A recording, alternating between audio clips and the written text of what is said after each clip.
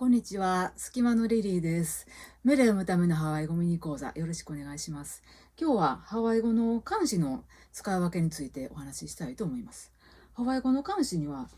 定冠詞、カー形、そして不定冠詞、へ、この2種類があるんですけれども、それぞれの使い分けについて改めて考えてみると、案外難しかったりするんですね。そのあたりを例を挙げてお話ししたいと思います。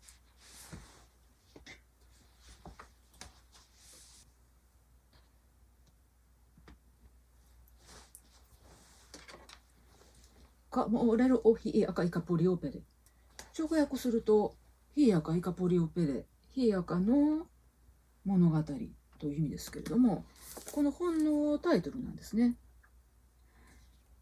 ヒーアカについて書かれた一つの物語、ある実体のある、輪郭のある一つの物語という意味で、定冠詞、カーが使われています。もう一つ、例を挙げてみます。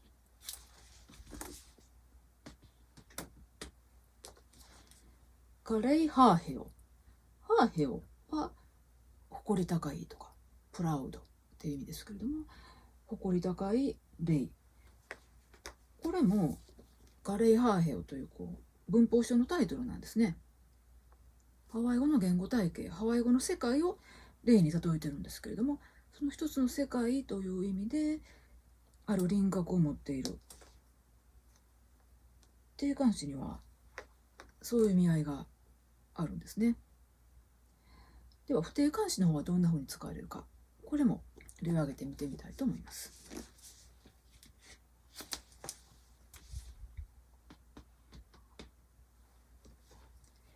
メデアロハ。メデは歌ですけれども、アロハ、愛すべきメデという意味でもありますし、アロハ、深い思いを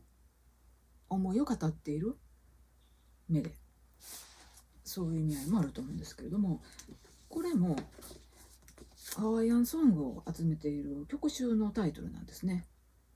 どういう意味合いで使われているかというと、この曲集の中に含まれている一つ一つのメデがありますね。それをまとめたのがこの本という意味ですね。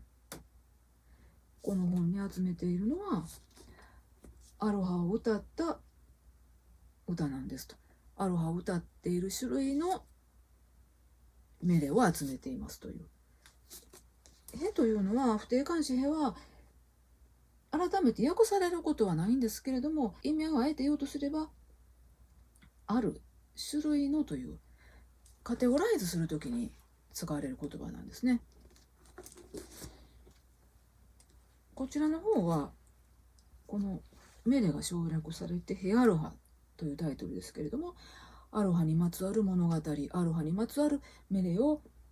集めた CD という意味合いでヘアロハというタイトルが付けられている CD です。微妙な違いなんですけれども、